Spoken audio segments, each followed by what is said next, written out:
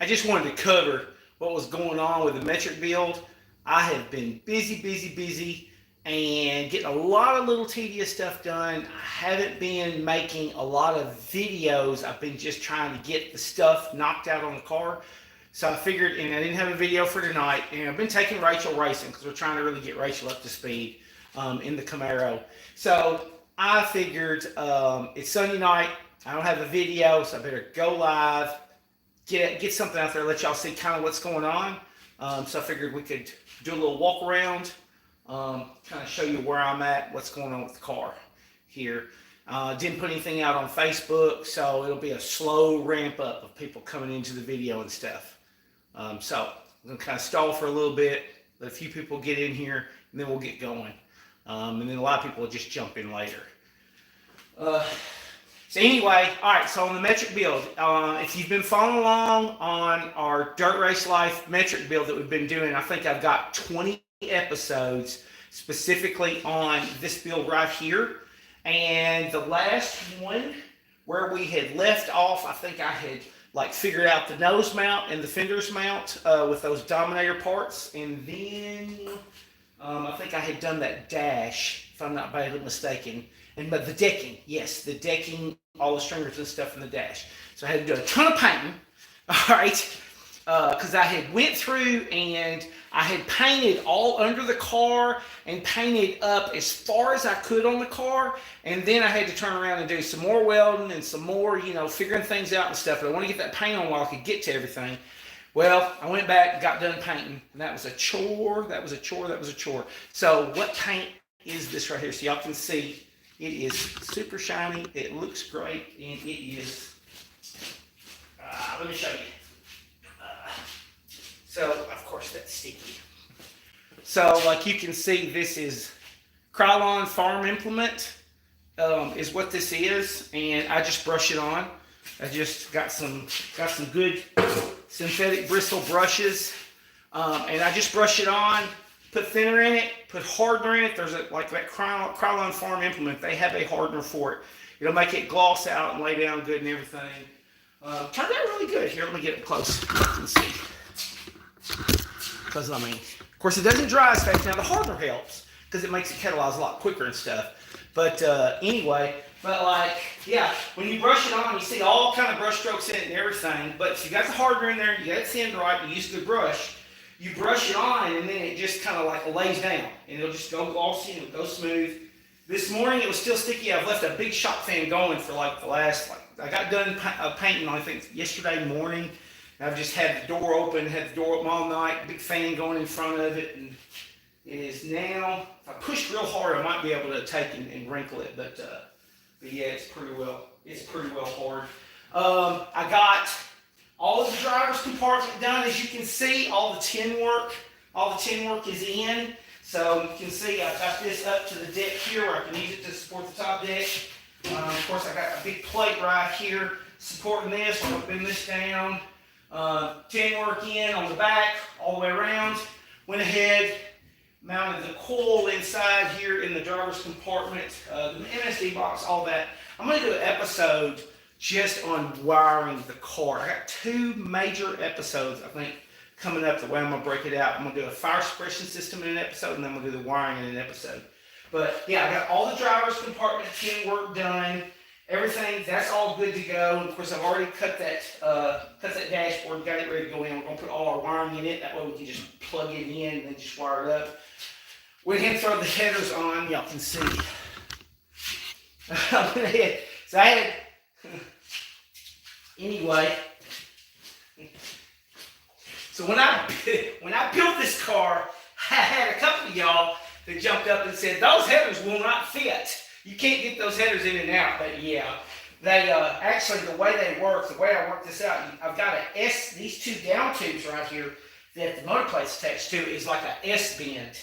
And the headers just slide in from the back. They just slide right in. So put some red silicone on those, throw them on, got those bolted up. Went ahead and got the drive shaft in it as well. And I can show, let's come around here. I got the rear shock mounts done. I'm going to show you all those.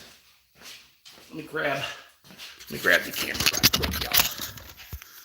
Oh, I see Chris on the berm. Y'all watch on the berm, right? Everybody watches on the berm, right? Anyway, Chris is on here. He builds factory stocks, builds great factory stock.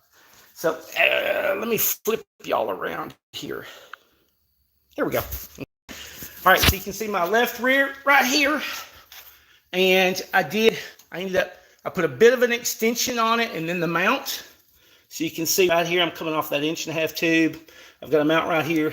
You can see I got a left rear 75 550 SRT base valve shock from Mr. J with BSB. That's an awesome shock right there. Not going to talk about what that shock costs. That's a nice shock though. You can see now my ride height's a little low right now. It's sitting down right now at like 37 inches or something. So I'm going to have some more. This will actually be about right here. When I've got my deck corner at 40 inches, it'll be on up a little bit, but I got plenty of shock. And then I'm going to show y'all, I got my left rear. How do I show you this? I got my left rear chain. All right. So this PPM, this is this PPM kit. They have a clamp that goes over the axle tube. And then I've got my chain right here on it. And you can see right up here, I've got a linkage piece right here. This is a threaded rod coupler. And then I put a handle on it right there where I could grab it.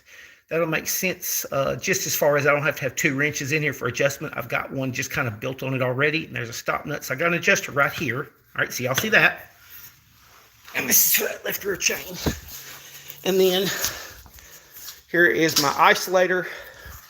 So I went with an isolator rubber right there. Let me move that deck piece. I haven't bolted that down yet. But anyway, so this is my isolator rubber. That is a harmonic balancer washer because they won't bend. They're real thick. And anyway, I used a carriage bolt that I welded on to that coupler because it's got a ton of threads. That's a nylon stop nut. That is adjustment right there so that I can set this left rear chain. It's real simple.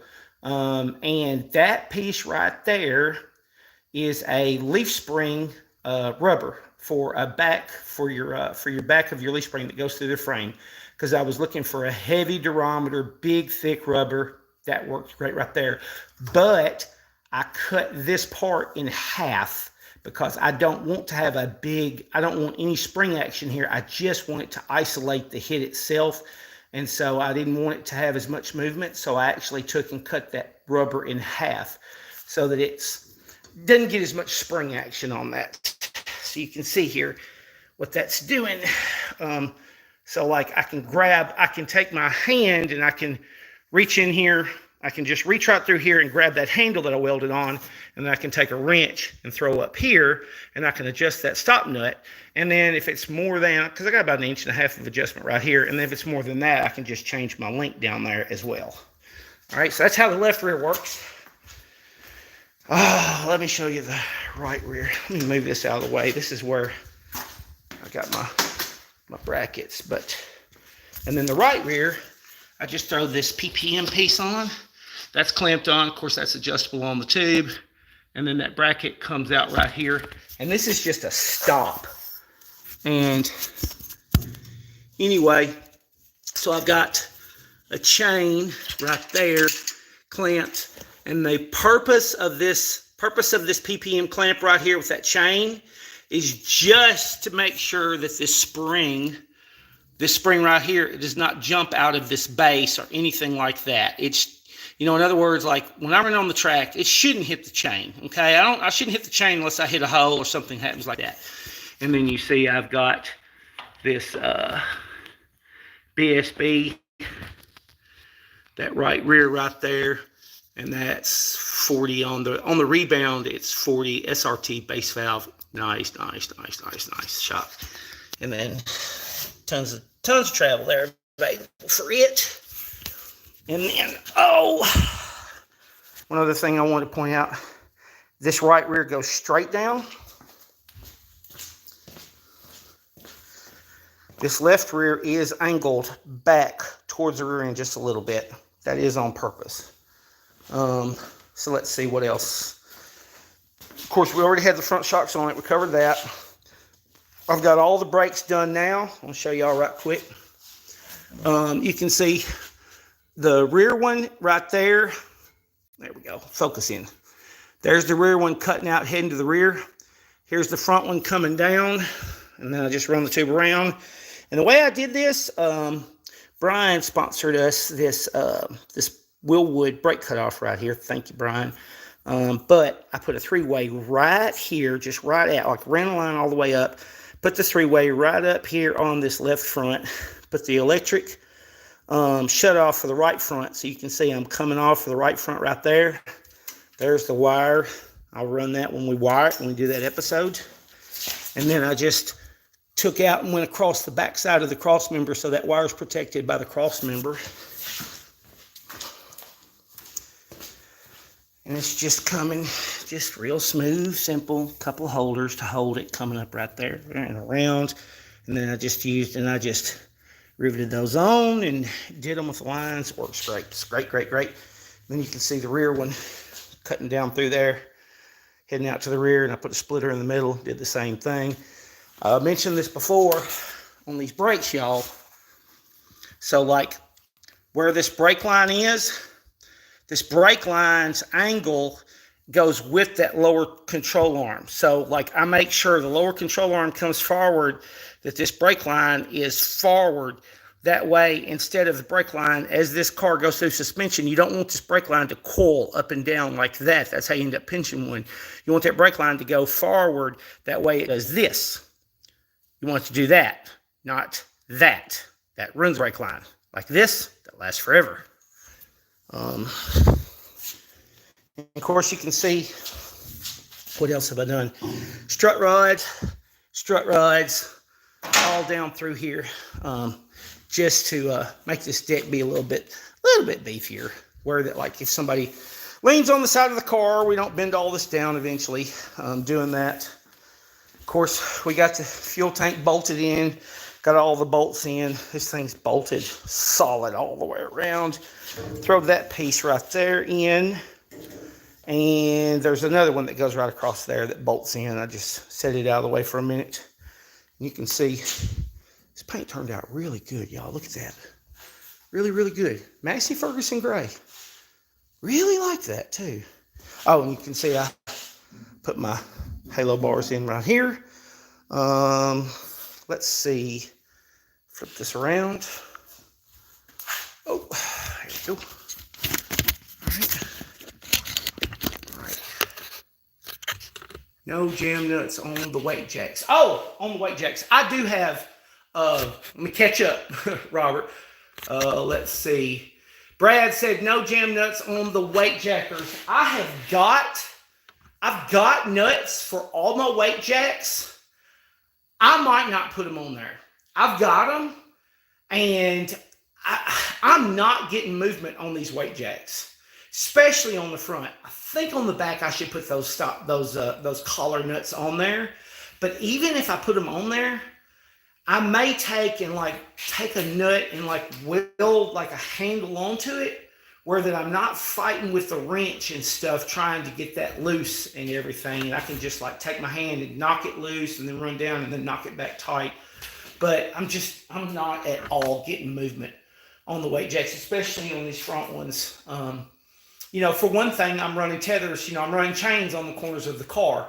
So I'm never freewheeling a spring. I'm never letting a spring get away from me. In other words, my springs are never allowed to float in the mount. Well, then if it can't float in the mount, then the jack can't twist and turn and move.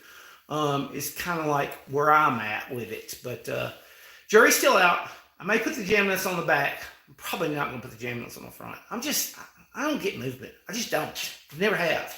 But I've never let a spring get loose from me and wiggle around. So it's probably the two go hand in hand. All right, let me get caught up here, y'all, and see. Let's see. Of course, the gray. Yep, I love the gray. When would be turning laps and where? All right, so where I'm at right now, I've got let's see. I've got a fire suppression system. I want to show you all that here in a second. But anyway, I got a fire suppression system to put in. I'm going to get that in this week. I'm going to do the video. I'm going to put in the electrical. That'll both happen this week. And then all the deck goes on. That'll go super quick. I got it laid out where the deck goes on quick. So the deck goes on and the sides go on. And that'll probably be by next weekend. So then my Extreme Concepts graphics and wraps, they have got my design ready to go for the car. But he said it could be up to 2 weeks to actually print that off and get that to me. So what it's going to come down to is that I'm probably racing 3 weeks from now if the wrap comes in. Is probably where I'm at with this car. I'm pushing hard to get done. It's time to go racing, y'all. Because I need to go on the track. And when I go racing, we're not going to go straight out to a big show. We got about 3 tracks that are within an hour and a half to 2 hours of us, and we're probably going to try to hit. One of them runs on Friday night, and it may be where I'm trying to hit a track on Friday night, hit a track on Saturday night. So I may go to Lexington, Tennessee on a Friday night, then turn around and go to Clay Hill in Atwood, Tennessee, or Camden, Tennessee, Camden Speedway on Saturday night, and just do that 2 or 3 weeks in a row to get the car figured out, because I've got to be good to go in this car. Because this thing right here, it's going to be amazing, but I got to get it figured out before I go to Street Stock Nationals to show everybody else. This car's going to be amazing. So I'm probably going to just do it back to back, stay local, run as many races as I can. Let's see. And what color is the car going to be? The car is, so the metal is orange, but the wrap is black. And then I'm painting. I got some Summit single stage urethane paint. So what I'm going to do is I'm going to paint my fiberglass top, the roof and stuff, black, satin black. And then all of my sides, my down legs and stuff, my pillars, they're going to be black. But then the car itself is going to be orange. And then the wrap over it will be black.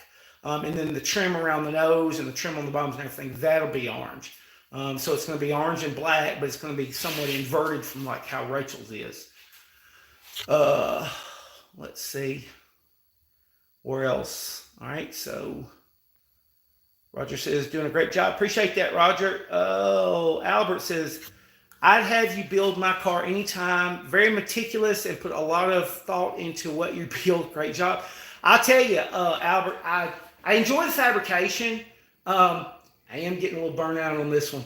I'm ready for this car to be on track. I'm tired, if you know what I mean. I think one thing that pulled me down is I'm trying to let Rachel race. I'm trying to, get the Camaro up and going for her and then build this car at the same time. I'm feeling it at this point. I'm juggling, and then working the day job as well. But the thing is when you build a car for yourself, you take the time and you do a lot of little stuff, and I don't know that you can build a car the same like when you're in business building for others, because the amount of labor that you get into getting little things done and done right, and it's I don't need to build cars for a living because I think I would be dissatisfied. It's I don't think I could make the bottom line work and then sit there and nitpick little stuff, so I think I would literally bankrupt myself. But maybe one day I figure out a way. Like I said, I'm going to retire from the day job at some point. Maybe I'll get good enough I can figure out how to build cars for people, because I love the building. I love the idea of putting somebody in a car that's great. That would be awesome. I'm just I got mixed feelings on that. Brad said, I'd be safe, sorry, run jam nuts all the way around. You just never know before it's too late. Nothing like a jacker backing itself mid-race really throws a curveball. Well, I'd like to find out. Like I said, I may meet you halfway on that, Brad. I may put them on the back, leave them off front, measure, see if they're moving, mark it. Maybe I'll take a magic marker and I just mark my jack bolt and see, is that thing creeping on me? Is it moving? I may do something. I may meet you halfway on that. Don't shoot me for that. Let's see what else. Oh, let me show y'all the fire suppression system. We had an anonymous sponsor sponsored us fire suppression system because I couldn't afford a fire suppression system. So y'all check this out. I got it laid out here. It's coming up next. I don't have great light over here, but I've got some light over here. Well, I got a little bit of light. Anyway, okay, so this is a fire bottle. I think this is either the 5 pound or the 10 pound. I'm not sure. I'm not sure exactly what this is. This is the 10 pound. Okay, so this is the fire bottle, 10 pound. It's got an auto fire. I think this is like an auto fire system. It's got like a... I have no experience whatsoever with these. We're gonna go by the instructions and do this thing exactly like they tell us to. But anyway, yeah, you see it's got a little thing in here. All right, so like I think above 200 degrees, and it will set it off. So you mount this to pick up if it gets hot. All right, and then it's got a port. All right, and then this thing gets hard mounted in your car. It's got instructions on the best way to mount it because it's got like a dip tube inside of it, so you need to mount it the right way where it's going to pick it up. All right, so that's that part, and then it comes with a roll of aluminum tubing. All right, so and of course we do brakes and stuff, and I got a bender and all that, so no problem there. I'm cutting that off, doing all this, and then it's got the ends. It comes with 2 nozzles. The kit that I got, it came with 2. So these are your nozzles here, right here. And they got some little bitty ports. They got some little bitty ports there. And so these go into the driver's compartment is I think, wait, I'm going to do this. I've seen some people have these with multiple. They'll have like some will be in the driver's compartment and then some will be like under the back deck around the fuel cell. But I think with these 2 right here, and I'm reading it saying you want these to be in your driver's compartment. The idea is you set this thing off. It's not going to necessarily put the fire out, but what it's going to do is it's going to buy you time. The idea is that this thing goes, when you set this thing off, it's going nonstop, and that tank is going to just continue to expel, for like a certain number of seconds. That's buying you time for either help to get to you on the track, for you to be able to get out of your belts, get out of the car. It's suppressing that fire away from you where you've got some time to work with to get out of the car. That's my understanding of it. It's a good move. I really appreciate it. Like I said, it was an anonymous sponsor that is a very nice gentleman that races, and they win races and stuff, and we've just gone back and forth and talked about like trying different ideas with the cars and stuff, and he's had some success trying some things, and he's like, hey man, I'll help you out with something, but like leave my name out of it. And I'm like, yes sir.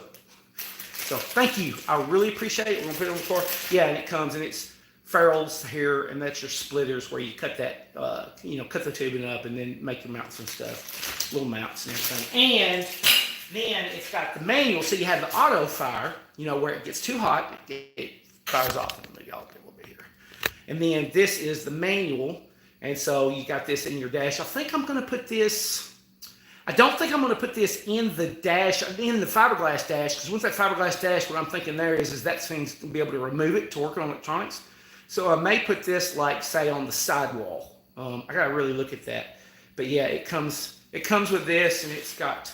that, and it's got like a safety tether here. I think that I don't know, I'll have to read the instructions and see how I should do all this. I haven't read the instructions yet, so I don't know. But yeah, a couple clamps, mount plate, that's it. It's expensive stuff, but it's good stuff. It's good stuff. All right, and so what did we cover? Fire suppression system. So walked around the car. Like I said, I'm trying to think. Have I covered everything? I think I have. Yeah. Deck-wise, going to go quick because it's all square pieces. They go from the back to the front. So that's going to be just super simple. Oh, I got the, let me turn this just a little bit. And there's little things in here you may notice if you've been watching all the episodes, you'll see things that have been added that's not on camera. Like, for example, this is 1/2-inch tubing in all 4 corners. See that little piece of 1/2-inch tubing? That's for those hood pins. It's those little things, you gotta do everything. You gotta do everything. So anyway, so yeah, those little pins right there for the hood. And then over here, I didn't cover it, but let's see. You can see I went with 1.25 inches here on this rub wrap. right here. So that's 1¼ tubing. I went with just a standard triangle V right there. I used a piece of 1½ that's actually welded right here that mount sits into.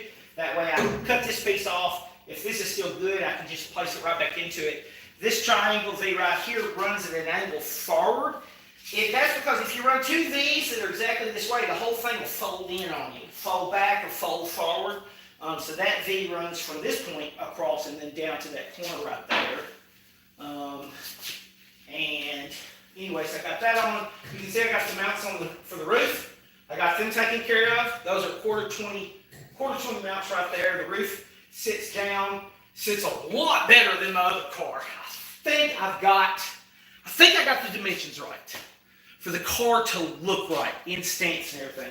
The deck of this car is going to be very similar to how we did the Camaro. It's going to be a real flat deck.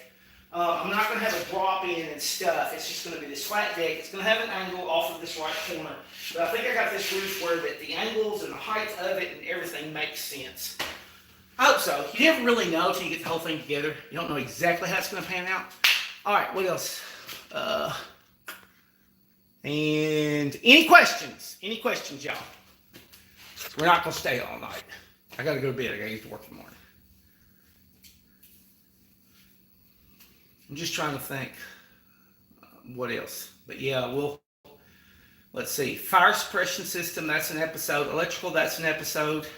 Maybe like an episode of like all the deck and tin work. I want to show those front fenders, and I need to do an episode there because we're going to make these front fenders removable. So I need to cover that on video as well. We're going to make those Dominator front corners work for that. I got a good idea for it. I've got it all preliminarily figured out. Let's see.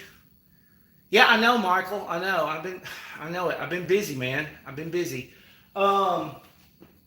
And I'm stalling now because I'm thinking I'm forgetting something.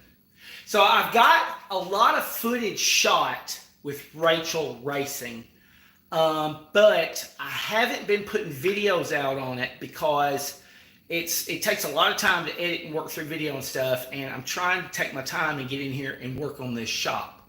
And you don't, so anyway, let me finish this thought, and I'm going to come around to Patrick Langley.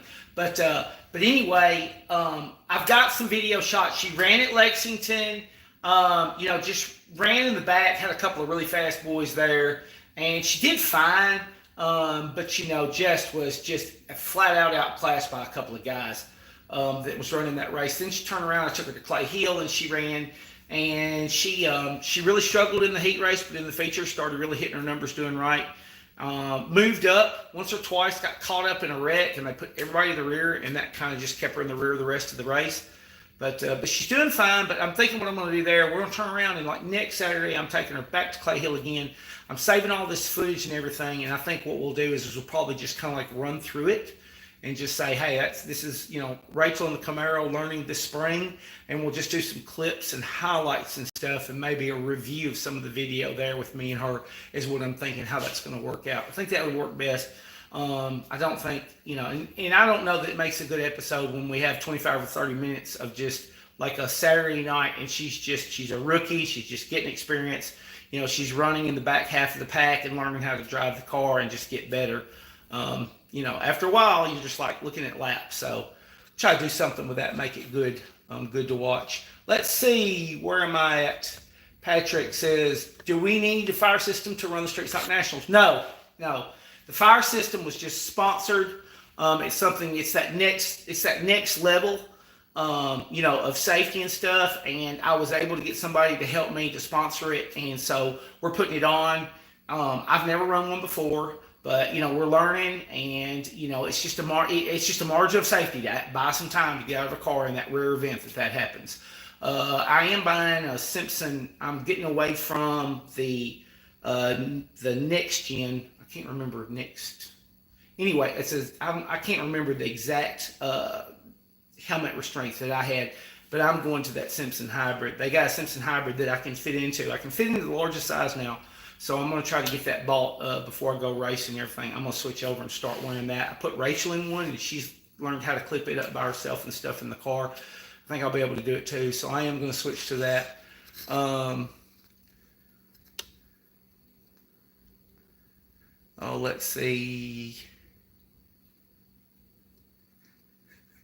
Michael Bowen. I'm not reading all that off, but y'all, we got some people leaving some great stuff in the comments. Fred Peters. I remember you were saying the video with the nose piece, you were saying you were going to use nuts and bolts, and you have never, have you ever used rivet nuts? Hold my body on the street stock a lot easier. I did on the, yes, rivet nuts. Okay. And I had a friend of mine that bought me a really good rivet gun to use. And so I did rivet nuts on the crush down the sides. And taking the panels off and putting them back and stuff, I would eventually spin the rivet nuts out. Okay, so here's what I'm thinking on this one. Y'all hold on a second, don't run off. Oh, let's see, where are those? All right, so on this one, there we go, here's some. So I found where I could order these clip nuts in bulk. Because, like, for example, on the fenders, like the Dominator Race Products fender, that's a really thick, stiff piece of plastic. But it's plastic. A rivet nut's not going to hold in that.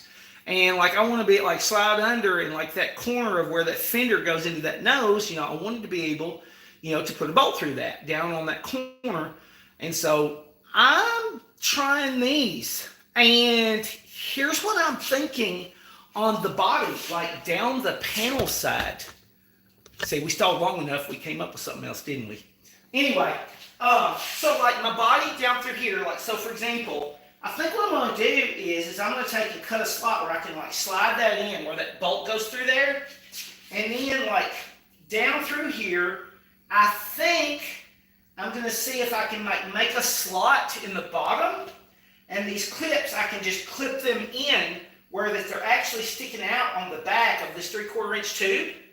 And then I would use like a 1-inch bolt or a 1 1/4 inch bolt instead of just like a little 1/2 inch bolt is what I'm thinking. And I'm going to use these. And then if one goes bad for some reason, I can replace it, because like it was driving me crazy on those rivet nuts.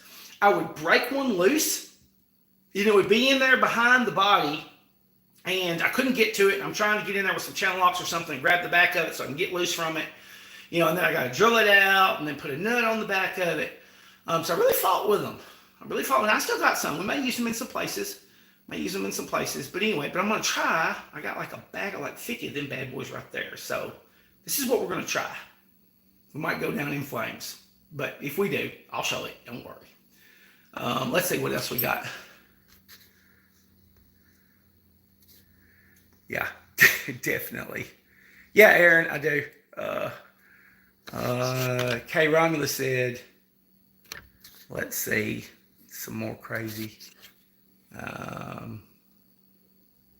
Patrick said that's what I use, works perfect and cheap. All right, so let me set these right here before I lose them. Okay, so that's the walk around. That's the walk around right there. We covered it.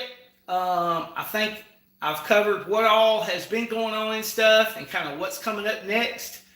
And that's all I wanted to do, y'all. Just get on here, let you know what was going on. And of course, like I said, I'll put a link to this on Facebook as well and stuff, and put a comment on here. You know, even after the fact, if there's anything, you know, you're looking, you want to find out what's going on, you got a question about something, put a comment on here. It dings me and notifies me. Just like if you turn your notifications on and we do something, you'll get a notification. When you leave a comment, it sends me a notification. So if you got something going on, just let me know. I'll help you any way I can. I will see y'all next time. Bye, y'all.